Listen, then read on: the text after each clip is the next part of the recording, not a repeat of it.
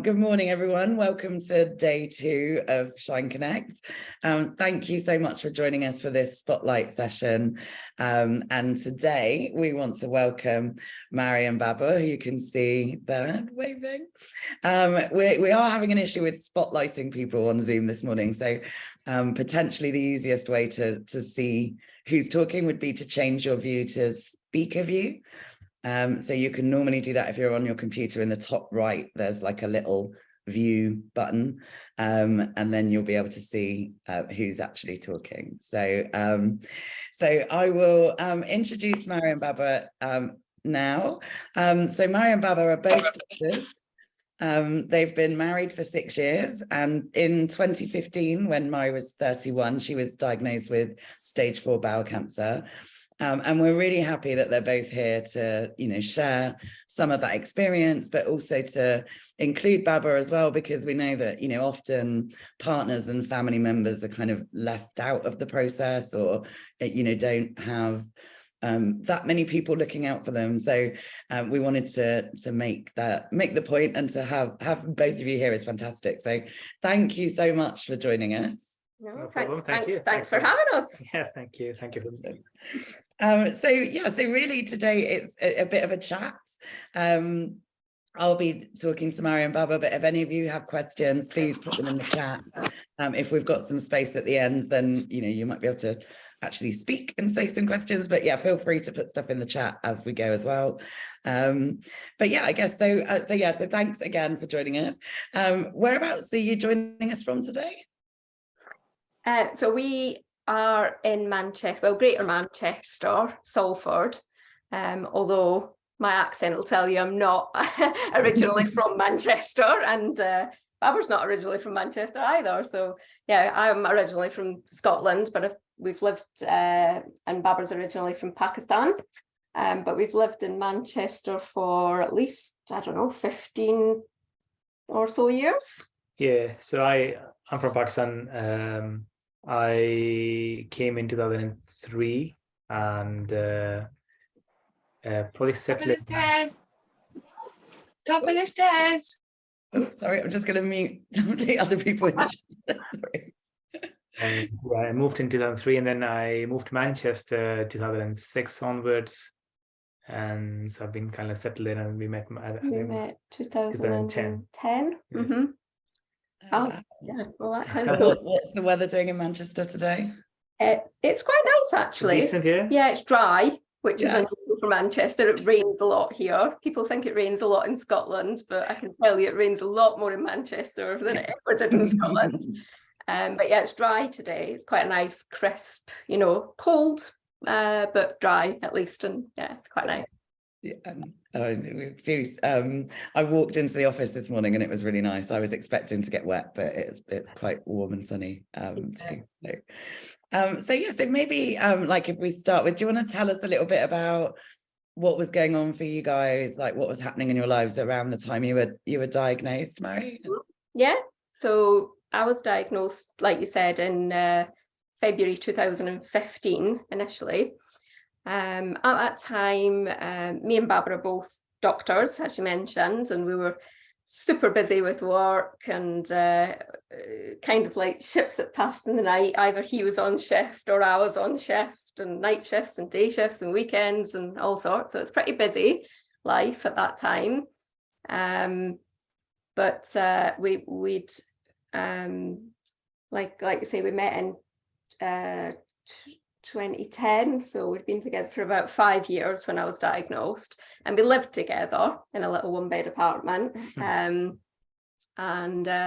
when we did see each other, whenever we did manage to get any days off together or time off together, we were very social and busy doing things. We went to the cinema, we go to theatre, we go out for meals, if we weren't working, we were playing. Work hard, play hard. Yeah, there was no quiet time. It was like either busy with work or busy with doing stuff, traveling, going nice weekend breaks, doing stuff. Yeah, we were busy, and life was very happy. And we were kind of at that time.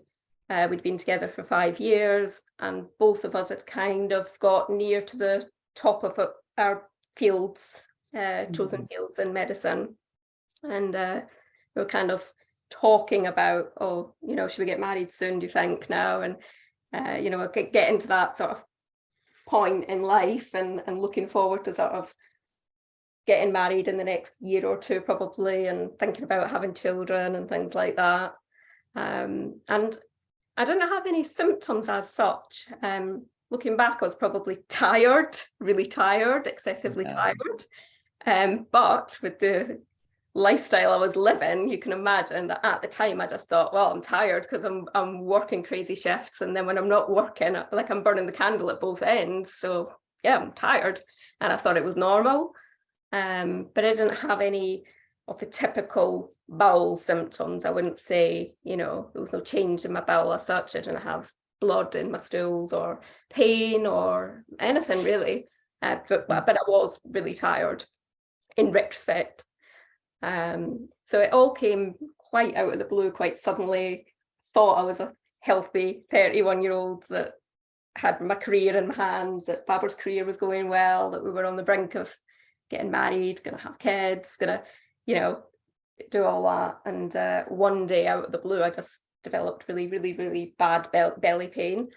And I happened to be in work at the time, and it was able to then, get sent straight down to A&E. Basically, it was that bad, the pain, straight down to A&E and straight into a scan. And I remember them actually scanning me, and I could see it on the screen. And being a doctor, I was like, I could tell myself, I saw it on the screen, I could see my own cancer there. It was awful moment. But anyway, yeah, I saw it and thought, no, this doesn't look good. And I almost couldn't believe that it was my body I was looking at. It was weird. Yeah. And then I phoned Babur and I said, there's something not good going on. And then I came out of work, and within about 2 weeks, I'd gone through all the usual 2-week wait thing, loads of scans, loads of bloods and everything. And within, I think it was 10 days from when I had the bad belly pain, within 10 days, I'd gone from being a healthy, normal 31-year-old with all the hopes, dreams and aspirations that a normal couple at that stage would have, to within 10 days being told you've got bowel cancer. And not only that, it's pretty widespread and it's pretty aggressive and it's not looking good. It's stage 4. It's incurable, essentially. And the oncologist didn't know how it would go really, but it didn't sound very hopeful, let's say, at that moment. So it was all quite sudden at that time, and then sort of launched straight into treatments. I think the other thing which actually had happened was originally when Mari had a scan, we were all directed towards her ovary. Yeah, that's what it was initially. And I still remember that I looked at that scan picture. Mari obviously was in gynecology, so she was concerned. When I looked at it, and I thought maybe not that bad. And then she went through the norms of gynecology scans, and in that, actually, one of the scans mentioned about a thickening in the bowel, which was, even like it was just mentioned, not in a manner that is concerning, but it was just mentioned there. And then I remember that then transpired into her having a sigmoidoscopy of the bowel. And I actually still remember that day when, being in that field, I thought, we see lots of these reports, lots of these things. It's probably going to be nothing. Because we see that you were in a slight bit of maybe a denial at that stage, or denial. But yeah, I was thinking, like, common things being common, let's just see what happens. And then that I remember when they called me in, and Mari was having a scope, and they called me in. So then that's when it all.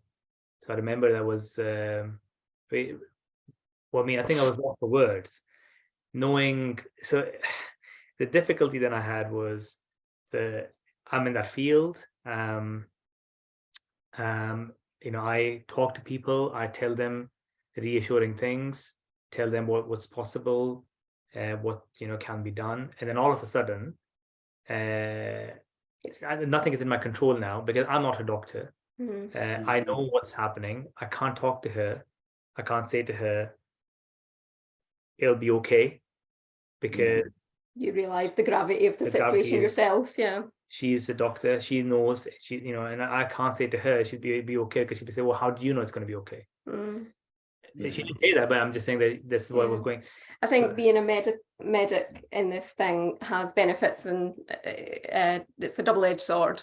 Knowledge is good, but sometimes too much knowledge is difficult to deal with. Yeah, I can imagine. I think, and we've within the community, other medics in different kind of specialties, and I think when you were sharing for the journey from kind of going to A&E and having that first scan, and imagining kind of being able to have a bit of understanding about what that is. I mean, that must have been a real shock as well. Yeah, absolutely. Yeah, I mean, initially, like I said, I had no symptoms whatsoever. The sudden belly came, and I went that day to A&E, and on my way down there, I was kind of going through, as a medical person, all the various, it's going to be an appendicitis, all the common things. Never crossed my radar that 10 days later I was going to be sat in an oncologist's office being told really bad news, and it was a very strange experience to be. Actually, it was one of my colleagues, because it was it was a bowel cancer, but it spread to my ovary. So one of my colleagues, I was in his office with one of Babur's colleagues and one of my colleagues, and it was a really weird out of body experience to be on the wrong side of the table with people that last week you were in clinic working with, and now they're telling you. It was quite traumatic for them as well. I definitely can see that. And I think, what Babur was saying about, you just want to be able to reassure someone, don't you? And I think that, especially to kind of give comfort, and it must be, really difficult when you, you can see, the person has like Mari had an understanding of what those medical terms meant. So you can't do that. The normal kind of, everything will be fine, don't worry, because, that must be really difficult. Yeah, I think I remember that I took the phone call from it was just sometimes I block this basically because it's just traumatic actually, and I remember that phone call that came from so it changed so quickly from being like an ovary problem to like a bowel problem, and then I was thinking maybe it's like might be a very early bowel problem because she never had any symptoms. So maybe we've just picked up something very, very quickly because of a cyst in her ovary, and then that'll be probably a good thing. And then I remember that phone call that came through from the consultant from MRI, and he said to me that, no, this is actually not an ovarian problem. This is actually a problem from the bowel onto the ovary, and it's locally advanced, i.e. the bowel thing is actually not early disease. And so I was listening to this conversation, and I was on the phone call, and I was just thinking, how am I going to get off the phone and actually talk all this to Mari, knowing what I know this actually means. So that was the initial kind of start into it all, and then obviously we launched kind of straight into treatments, which I've been on treatment on and off ever since. So initially, straight away, because my bowel at that point was almost going to block off shortly. That's what was, causing and the ovary was going to break, the cyst was going to break. So they basically, within that 10 days, I was diagnosed, I was told, and then within days, I was in theatre being operated on. And yeah, I had a sort of midline cut from my sort of like chest all the way right down to my pelvis. They took out like huge sections of bowel, my ovary, lymph nodes, all sorts of stuff. Can't remember what they all did at that time. Luckily, I escaped a stoma at that stage, which was one of my biggest fears at that time, I guess. But I didn't need a stoma. And I recovered pretty quickly from the surgery and then went straight into chemotherapy. And I used to have chemotherapy for like 3 full days. So full day in hospital, and then I'd come home with a pump attached for 2 days at home. So it was like 3 full days of chemo, and it was every 2 weeks, the cycle. Right, that's quite a lot, isn't it? It's very intense, yeah. So Yeah. you'd be having the treatment for 3 days, and then all its horrible after effects and side effects for a few days. So that's like a week of your life. And so I would always say I have a bad week and a good week and a bad week and a good week. So it was like half my life was, going on the treatment and the not so good days, and half was my good days. Yeah. And it went on like that for a good 3-4 months.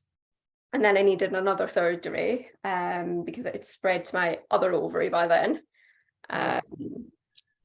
So, and some lymph nodes. So again, I had another midline, and they removed the other ovary and a load more lymph nodes. And then I went back onto chemotherapy again, the same chemotherapy. And I was on that for a while, and then it was all going well. But we decided that we should have a preventative, a prophylactic operation because of the way the cancer was spreading. They recommended a prophylactic operation to kind of like remove my peritoneum, which is like the lining of your abdomen, basically, because it was spreading from bowel to ovary through that. So I had to have a big operation. It was a really massive operation. Yeah, it was like a 10-hour long operation. Again, another midline. They should just put a zip in. I think they should just install a zip, really, or a Velcro kind of thing. Same time. Maybe that's your new invention. Yeah. So they went in again, and they prophylactically, like preventatively, there was no disease there, but to try and prevent it from coming back, took out all the lining of my abdomen, my gallbladder, my appendix. There's more taken out of me than there's left in there, let's say. And then at the end of that operation, they put hot chemotherapy inside your abdomen. When they close you up, they pour it into your actual abdomen cavity and leave you on the table, sort of like bubbling up, boiling up, with the chemo inside, like a local treatment. Yeah. So that's high-tech surgery. So I had that done. Then they dropped the chemo down, and I was only on immunotherapy then for a bit. And then after a while on that, went into complete remission, weirdly. Wow. Like considering the first appointment, they were really not very hopeful and it looked very grim. So then in 2018, you needed a 4th operation to go into remission. Yeah. Did I have the 4th one before that? Yeah. And again, so then I had another HIPEX. I've had 2 of them. Oh, goodness. Yeah. I had that. And then I went on immunotherapy. Yeah. Remission again. And then I was in remission. So yeah, 2018, they kept kind of scanning me and thinking disease was going to be back, and it wasn't. And it was quite amazing, really, because the oncologist even was astounded. He's like quite amazed and pleased, obviously, that I'd responded the way I had, but no one had quite anticipated or expected it, really. And him, to this day, when I go into his office, he's always very astounded that I'm still sort of going around as healthy and as good as I am. Yeah. These years later. So yeah, 2018 I went into remission. They kept scanning me, and then eventually they said, do you know what, I think you could just stop everything because nothing's happening. We just keep scanning you and there's nothing happening. So we stopped everything, and then we were off treatment for a while. And then unfortunately in 2020 I had a recurrence, December 2020, just in a few little lymph nodes, nothing anywhere else, luckily, and it was caught very early because I was having regular sort of scans. And yeah, then they've put me back on to, it's not operable just because of the positioning of the lymph nodes. Mhm. They put me back onto chemotherapy, the same chemotherapy and immunotherapy that worked so well all that the first time round. And yeah, I'm responding really well, doing well. All my scans since I've recommenced treatment December 2020 have all been completely fine. The lymph nodes have shrunk away, melted away. And I, you know, it's tough. I still have to be on this crazy regime of chemotherapy every 2 weeks, and it's tough mentally, physically, and everything else you can imagine.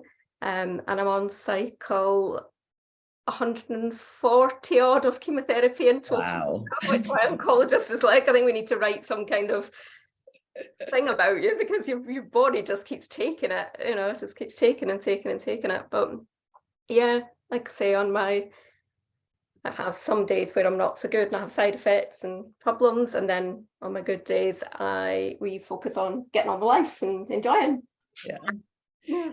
I wonder how were you feeling, you know, at the time that you were having those big surgeries? Because I know that like people refer to that type of surgery as like the mother of all surgeries, right? Like it's a big thing, isn't it? Like how did you manage that? Like physically, how are you feeling through those? They are tough. The high pec surgeries are really, really tough. I mean, I bounced back quite well from surgeries, the first two surgeries, the bowel, the ovary operations and stuff, and then the high pec, I knew what quite a massive undertaking it was going to be, and I kind of prepared myself for it. But honestly, when I came out from the operation, all I can say is I felt like I'd been hit by a lorry. It was it was bad. It was bad. I had tubes and pipes coming out of everywhere. You know, my mum took a photo. I should have shared it actually. I'll have to get out for next time. But mum took a photo of me when I was like in the ICU following the operation, and the amount of machinery and equipment. And even as a medical person, like I see things like that quite often. But like looking back at the photo, I'm like, oh, good God, you know, there was just stuff everywhere. And equipment, and yeah, it was difficult, and you weren't allowed to eat afterwards for like 10 days. I was on like drip feed rather than food, and that was tough because you miss food. Like even though you're getting your calories and nutrition through the drip, and you don't actually need the calories or the nutrition, you miss food. You miss the taste of food, the smell of food, the habit of eating is, and when all the other folk are eating around you, it's like torture. It's horrible. But yeah, I did bounce back fairly quickly from it. It took me a little bit longer because it is a big operation. And I was in hospital for 2 or 3 weeks, which was tough. Hated being away from Babur and stuff. And I was so glad to get back home, my own house and the comfort of it, and be with Babur. Luckily, I had my operations pre-COVID when visitors were allowed. I can only imagine how difficult going through something like that would be without being able to have visitors with us. Yeah, especially for like prolonged times in hospital as well. I wondered, like, I mean, it was good that you were able to visit Babur, but like, what were you going through while Mari was having that surgery and going through that? I think so. Yeah, just initial. I think I've been in denial, despite being a medic. I think I was in a denial initially. The difficulty was seeing her in pain and not being able to do much about it. And I think naturally, being a doctor, I feel like I have to solve a problem. I have to like find a solution for a thing, actually. Yeah. And the helplessness so you can do that because of the things available to you around you in hospital setting. When it's not there, you feel what you can do or what should happen, but you feel extremely helpless because you just can't do it. So seeing her in pain was the biggest thing that was hard to deal with. I felt annoyed at myself at times, like this is something that you do and you can't help her. It doesn't come to your brain, you're not in the same setting. So that was one part of it. Then obviously the pressures that fell on were the life changed very quickly. I wasn't prepared for. No one can be prepared for it.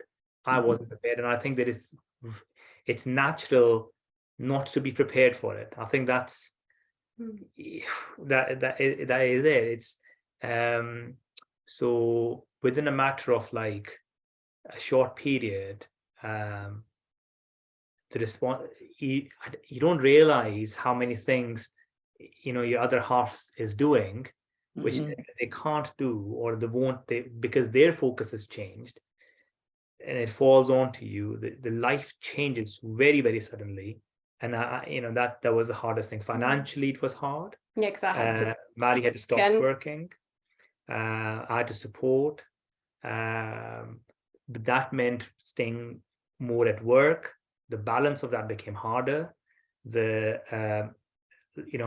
How much time to spend at work, how much time to be at home with, then difficulty of bringing work home. You don't want to do that, but you can't help it sometimes. And you were having to care for me and help me recover physically after operations. Take on duties like that I used to do, like the bulk of the housework, maybe, if we couldn't do any of that. Cooking, things that like our roles used to be. And all of a sudden it's like, okay, Babur felt he kind of had to do everything, as well as caring for somebody who was always to be very independent, obviously. And I went from that to like, needing help to even climb my stairs, physical help and support, and then emotional support and help. It's a lot for the partner to sort of take on, and they're upset as well about you being in pain, and their life has changed. Like we were planning on getting married and having children and all that's there, and it's still like I've lost all of that, but equally so has Babur. So, a lot of appointments, a lot of running logistics to organize, nightmare. And then obviously with that comes simple things like medications. I was responsible. I had to be able to call, find time, ring to this, sort the appointments out, request my medicines, do like. So something, always would give. Something would always give. Shopping would give all of a sudden, and it's always like I'm chasing things. And that became quite tough. But maybe my mentality, I just kept, even though when I heard about all of what had happened, and I still had kept on saying, okay, no, but you just keep going. And whether it was ignorance, but I don't know what it was my nature. And I said, no, keep going, keep doing this, keep doing that. And actually that kept me going. I think the other things that helped us in that situation was eventually to realise, for Babur to realise, for me to realise and say to you, you don't have to do it all, Babur. You can't do it all. You're only one man. We're going to have to prioritise and divvy out things, like on a practical level. Let's get some help and divvy things out. My mum is more than happy to help with ironing and stuff. We'll get a cleaner to sort the house duties out. Just anything that could lighten the burden and load on Babur a little bit. So we kind of, and let's look at our finances. Let's see what we can cut back on. We had loads of subscriptions that were just like going out, and when we were working, we hadn't had time to notice that the Sky bill had crept up exponentially over a number of years, or we were paying for things that we didn't use, gym memberships that now I couldn't use. Let's just declutter all of this. And when we actually did like a big clear out of our finances, that was less of a pressure, realised. And just like looking at all the aspects. Okay, what is it that we're struggling with here? Okay, finances, right? Let's see what we can do about finances. let me access my pension. You know, that was a big step to acknowledge, you know, in your 30s that you're medically retiring is quite, and it took me a long while to do it, but I did do it in the end, and it was, you know, I wish I'd done it sooner, really. So it helped us a lot for me to be able to do that. Then, like, reducing what financial responsibilities we had, then divvying out tasks to willing victims, volunteers, mums, friends, family. You know, people always say, oh, well, you know, how can I help? Or I want to help, but they don't really know how. No. But so I would say, okay, my mum would say, oh, you know, I wish I could help you. Okay, well, you can help if you want to do the ironing, you know, and she would. It helped, and it just helped relieve a bit of pressure on Babur from what we could, and chipped away at all the different bits that we could to reduce pressure. And then getting support.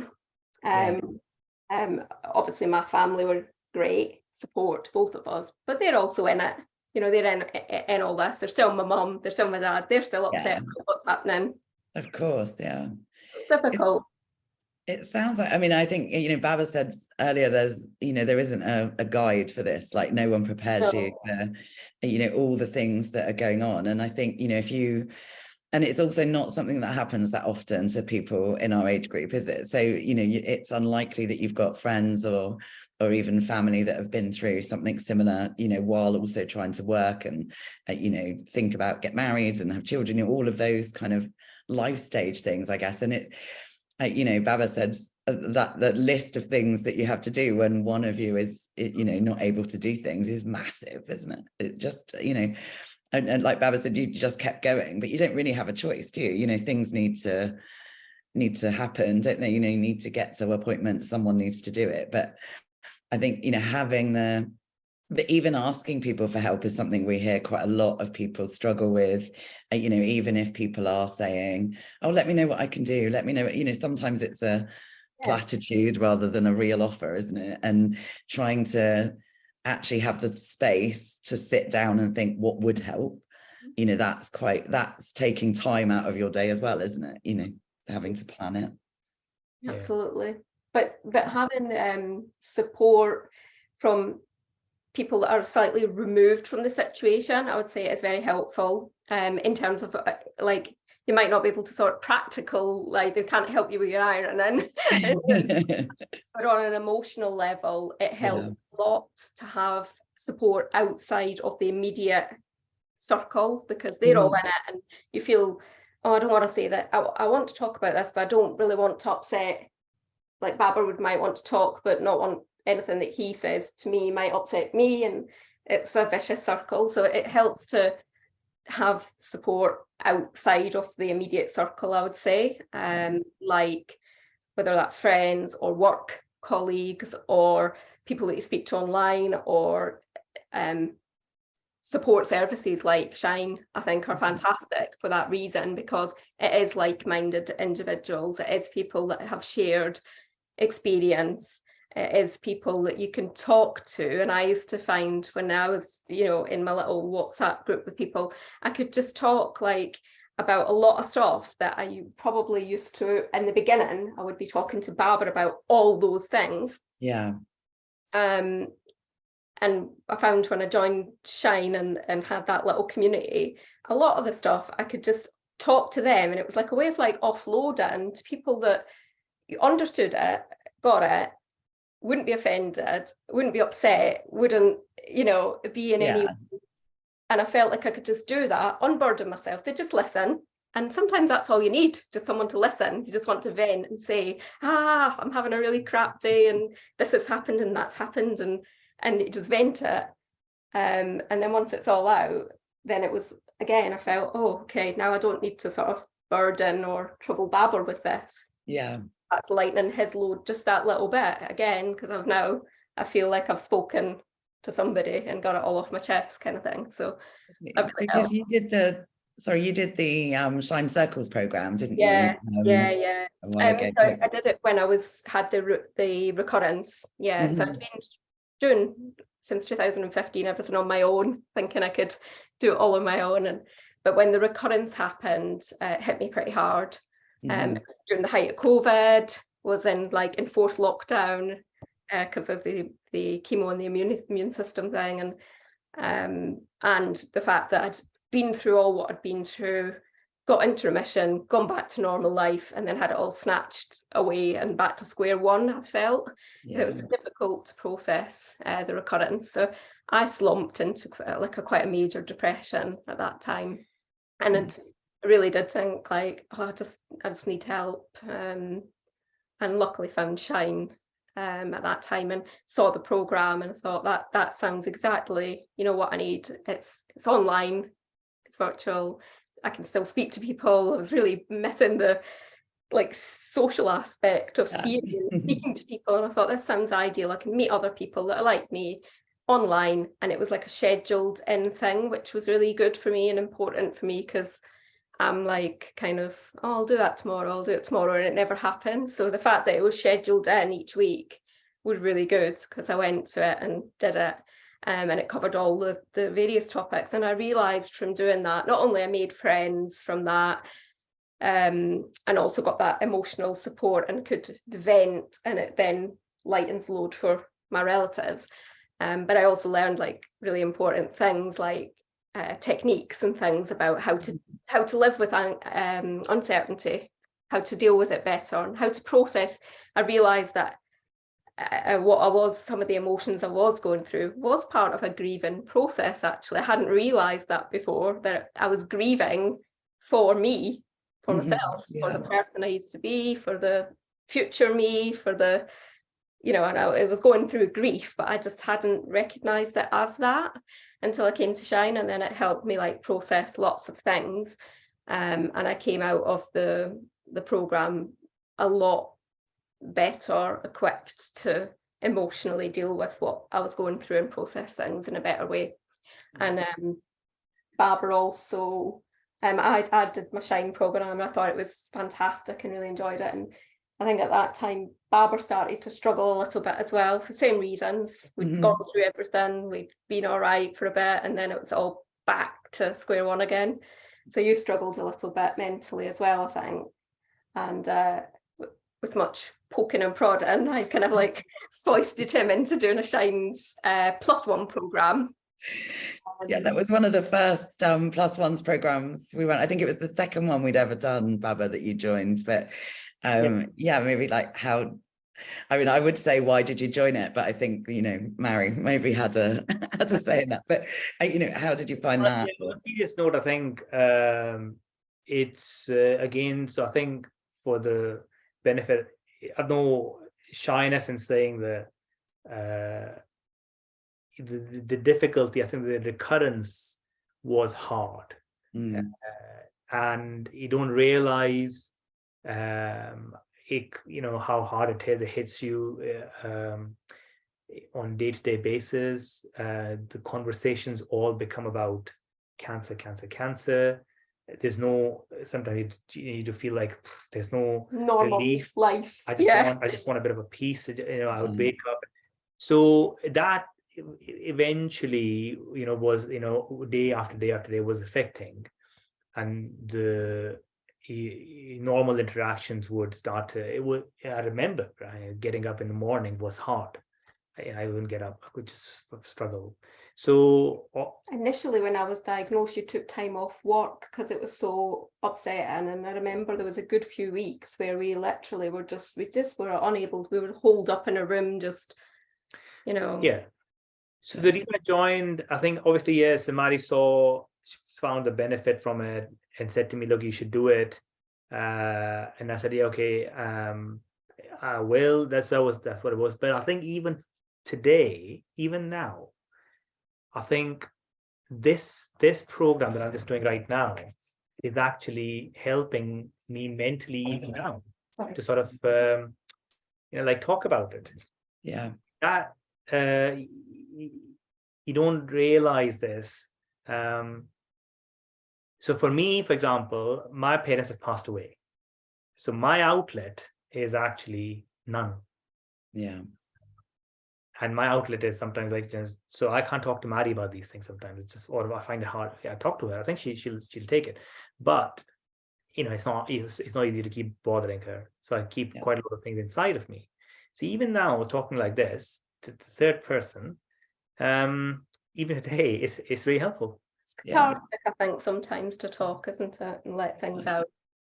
And that's really difficult to do, if it's not something you're used to doing, but also if you, a lot of people, we go through life not, luckily not experiencing, if we're lucky, not experiencing many kind of traumatic things or, tough things. And then something like this comes along and, we've kind of got to learn ways of dealing with that, haven't we? And if there aren't people around that you're, able to kind of vent to or rely on to kind of take some of the pressure off you, that can be really difficult. And I think, that's where, things like Shine and obviously other organizations provide different types of support as well, but trying to reach out to something can be really useful. But it's difficult to do that sometimes, isn't it? Especially when you're busy trying to kind of, get through treatment and hospital appointments and running around. But definitely, we're obviously massive advocates for talking about it, and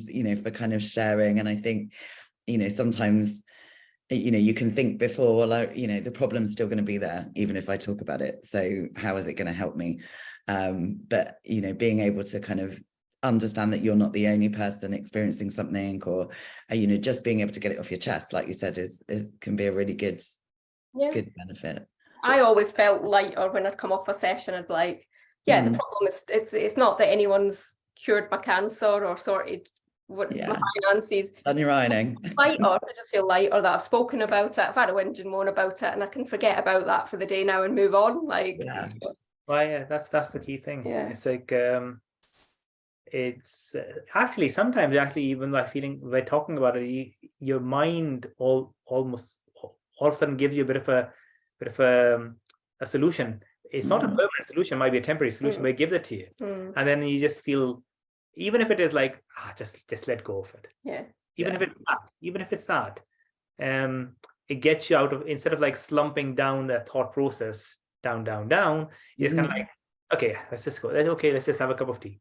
I think the other things that I've realized, like in our experience, things that like help, because obviously like there are a lot of challenges and it can be difficult to cope with all that, but it's important to try and like spend like good quality time together and still do the stuff that we enjoyed pre-cancer. Like we are still the same people, we are still the same couple, we just have more challenges than we used to, but we can still be happy and we can still do the things we used to love and do. And I think that's important to, like, although cancer is going to have a big focus in your life, of course it will, but it's important also to get the bits of normality when you can, and just put cancer to the side for the day and say, right, we're going to go out, we're parking that up for today, and we're going to go and have a fun day today, we're going to go cinema like what we used to do, or we're going to go have a nice dinner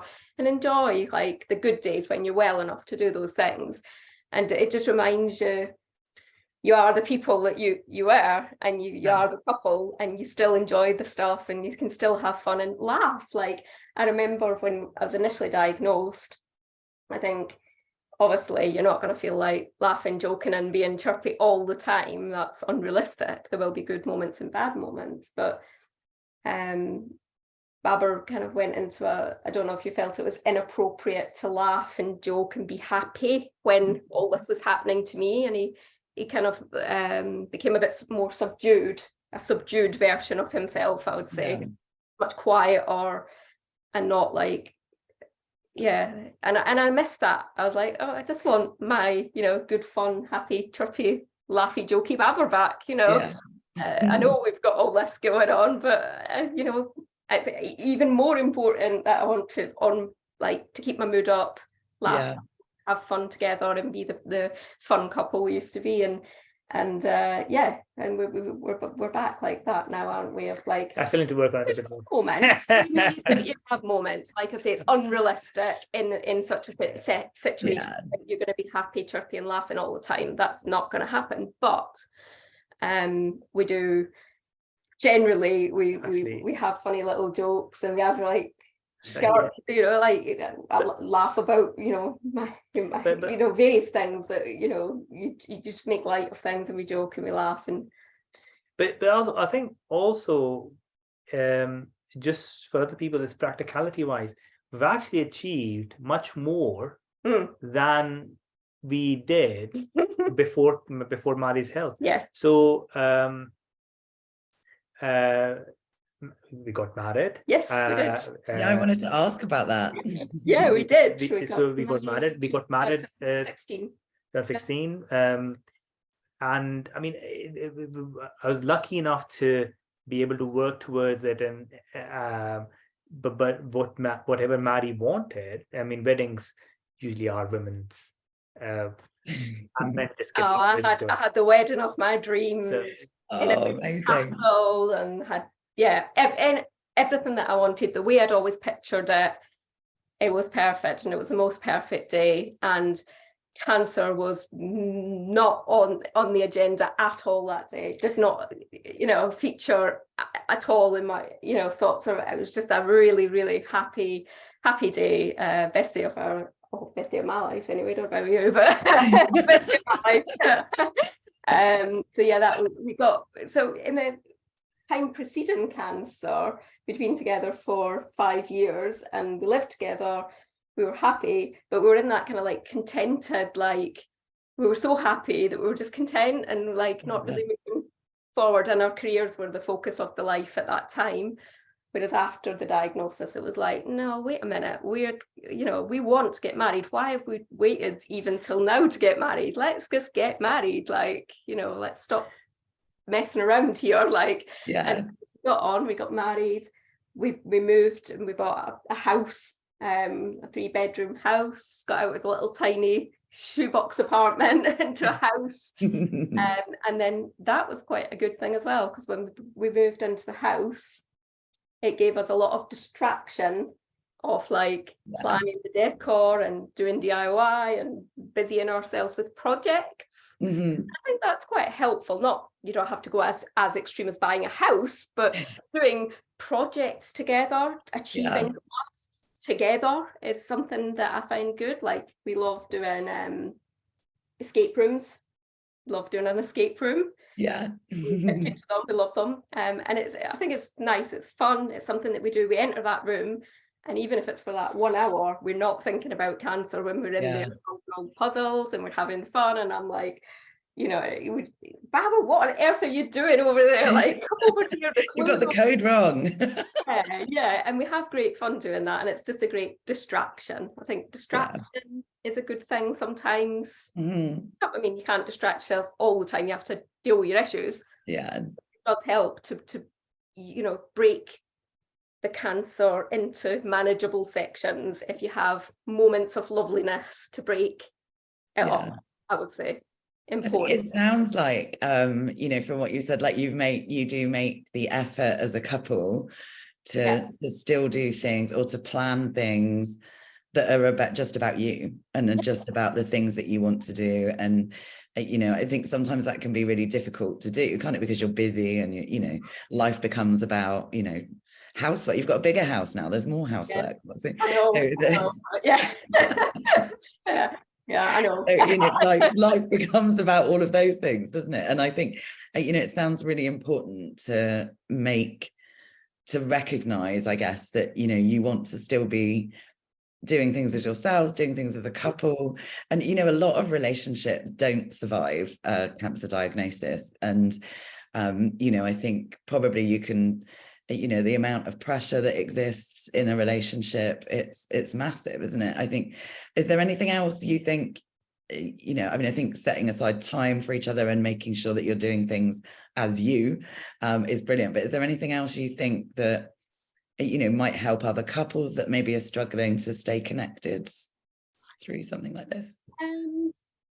I think one part of things that does change or can change and did change for us is like the more intimate side of things. When you're going through cancer, there's lots of treatments which have physical effects on the body. You're going through a lot emotionally, mentally. I mean, I was covered in scars all over the place. I had lines poking out of me.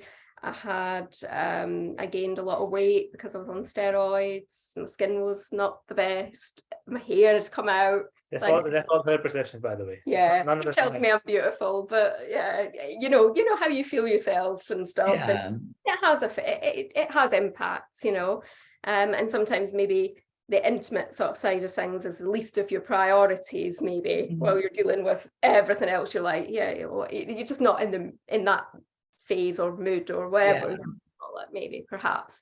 And I think that's something that people don't talk about often, especially like in hospitals. The doctors never ask you, like, oh, how's that side of things going? No one ever asks you that. No. So I just, if it helps anybody, it does happen commonly, and I've spoken to so many couples, like, and people going through all of this, and it's very, very common to have those kind of differences. But I think it's important to still stay connected, even if that's not the way it used to be or is a bit different. It's important to stay connected in other ways, show your love in other ways. We cuddle loads and hold hands and kiss, and he tells me I'm beautiful, and we tell each other we love each other, and we reassure each other from that point of view that, look, it's not. And I think initially Babur felt like, oh, do you not love me anymore? Like, because you're not that close on that aspect. Yeah. He felt like, are you rejecting me? Do you not fancy me anymore? Do you not love me anymore? And it's like, I think you just have to reassure the person that it's not the case. And it's just, unfortunately, it's the physical effects of medication. It's the physical effects of surgery, that mentally you're going through a lot. And once you came to understand that and realize that and acknowledge that and got on the same page and didn't feel rejected, you just know that, okay, Mari does love me and she does fancy me, and when the moment takes her, she'll come to me or whatever. But if it's not because she doesn't love me, and she's still cuddling into me, and she's still holding my hand, and she's still, telling me she fancies me, and I tell them all. I think that communication is really important, isn't it? Because it's, it like you said, it's something that isn't spoken about a lot. The doctors don't generally ask you, that often. We have a session actually on, I think it's either Tuesday or Wednesday evening on sex and intimacy as part of Connect. So if anybody wants to join that, specifically look for it. But it can be hard to have those conversations in your own relationship as well, not just with the doctor or the nurse or any other medic, but I think open that kind of communication and being able to say, oh, it's not because I don't fancy you or I don't love you anymore, it's this or it's that, and this is what we might do instead. That kind of level of communication is amazing, isn't it? And is only gonna and help. Then, like, make time for each other, do fun stuff, do the stuff that you used to do and the people that you were. And I think from even on an individual basis in a relationship, if you try and maintain your mood and make sure you're doing well, then that has positive impacts on the relationship. So for me, things that help me mentally are like being present. Mindfulness really helps. And in the relationship, I think it helps as well, because a lot of your relationship is based on future aspirations, like, oh, we'll get married, we'll have children before cancer. That's the focus of your relationships, all future aims, future goals. And when something like this happens and that's unstable or uncertain, it can shake the core foundations of what a relationship is. Where's this going and what's going to happen? But I think, just difficult as it can be sometimes, shifting your mindset from focusing on the future or the past too much and just being present and being happy that today's a good day. Babur's here, I'm here, we're both able to go out and have fun. If we want to go for a nice walk, we can. Let's go and do that and enjoy the moment. We're here and we're happy and we're in love today, and if something bad happens tomorrow, we'll deal with it tomorrow. We don't need to think about it too much today. And that helps. And for me, looking after myself, mindfulness apps like Headspace and Calm apps are really good. I find them quite helpful. Exercise I find really helpful. Like I like swimming and cycling, walking, and having shine and support outside, doing things that I love with like my family. Yeah. And we got a little sausage dog. Our fur baby, he helps a lot. We love him to bits, and I've seen him on previous Zooms. He's very cute. yeah, he's gorgeous. And we'd always wanted a dog, but it seemed like a perfect opportunity because we were in lockdown and I was going to be here 24/7. So if we're not going to get a dog now, well, when are you gonna really? So yeah, got him, and he's been a great thing for us, again, as a little thing that's a joint project almost. yes, like yeah. It's something that we do together. We care for him together, and it's something that we both share, the love of the dog and looking after the dog. And yeah, it kind of almost, I mean, I don't know what it's like to have children, but I would imagine a similar thing to having a child together, you know, like Yeah. that shared love of that thing is there, and it's nice. So that helps. And I really like what you said about being, you know, when the future's uncertain, you can appreciate today or the good days, you know, and kind of focusing on that and on different things. We're really nearly at time, but we've had a couple of questions. Yeah, go on. Do you mind if I ask you this? So Lauren and Tom, who we saw briefly earlier, have a question for Babur about so having seen Mari so extremely unwell during treatment and all of the surgery, did you find you saw her as a fragile patient needing to be looked after and protected, or if you did, or if that changed your perspective, has that changed kind of over time as Mari's physically recovered? Sorry, I didn't get the question. Say it again. Oh, sorry. So it's I mean, we hear this quite a lot actually about, you know, in a relationship, that when somebody's having treatment or surgery and is physically unwell, that your kind of your role changes a bit, or you might see them more as a patient, as someone that you need to look after, when that might not have been, you know, your relationship before. So whether you saw Mari as maybe more fragile, or that you needed to care for her more, and if that's changed. So I think on certain aspect it has. So for example, I'll try and do more things at home actually. It does have a bit of an impact on me. So I sometimes end up taking a lot more on myself. Mm-hmm. So yeah, I think it waxes and wanes a bit. So when she would have chemotherapy, I'd probably take a bit more on. Mm-hmm. And it's not that she wants me to take more on, actually. I just do that on my own self, actually. And I don't know whether I've still not got the right balance on it, actually, whether I should have. So, but I think in terms of if it's about the emotional side, that is a bit of a challenge, you know, because yes, I agree, Mari, it was my outlet beforehand. Now I do feel sometimes that I can't bother her with things which I wouldn't bother her. We used to bother her before with that. So sometimes that does affect. My perception does change from that perspective, and I won't have the right outlet sometimes, and that's where the I don't think, I might be wrong, but I don't think that you see me as like a fragile or weak person. No. You, in fact, quite the opposite. You're always telling me how strong you see me. Yeah, the strength that you see in me taking all these treatments, and you often say to me, Mari, if it was the other way around, I wouldn't be able to do it. I don't know how you're doing this. You're so strong. So I think, ironically, actually, seeing me go through such big operations and pain and all that, I know from what you tell me that actually, instead of seeing me as a fragile or weak person, you actually see me as even stronger than you realised with pre-cancer, probably. That if somebody had told you before cancer that I would have gone through and managed to go through what I've gone through, you probably wouldn't have believed that I would have had the strength to do it. But now you do know that I have and do, and I hold myself pretty well. And you say that often. So I don't think you see me as a fragile or weak person, despite the fact that I have fragile or weak moments. There are moments of that for sure, definitely, where I cave and I cry and I'm fragile and all over the place.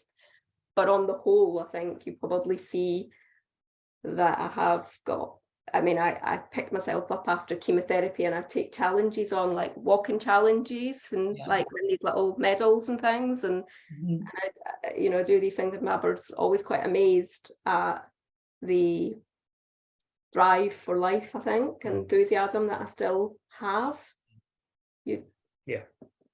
That's really amazing. I'm like, I've got like 3 million other questions for you. Like, we could keep talking for another hour, I think, easily, but we are slightly over time. Apologies to everyone. And there's a few messages coming in saying thank you. I think I just wanted to share Alex's comment with you. So Alex has said, thank you both for sharing with us today. My husband and I listened together and really resonated with lots of the things that you've touched on, and it's really helped them to take the time to listen together and use the session to help them with the same difficulties that you've been through and are still experiencing. So I think they're saying thank you in a better way than I could for your time this morning. I think it's it's super valuable for people to be able to listen to people sharing their experiences, and especially when people are as open as you both are.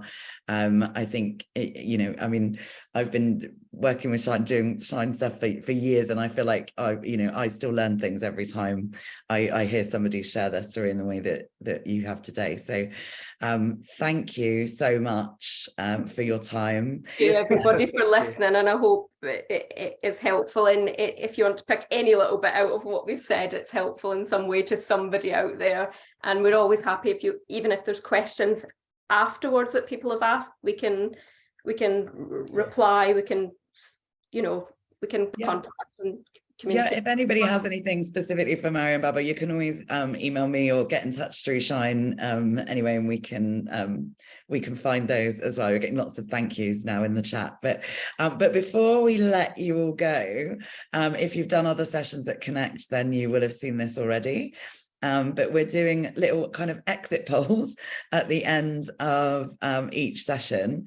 So it should only take you a couple of seconds.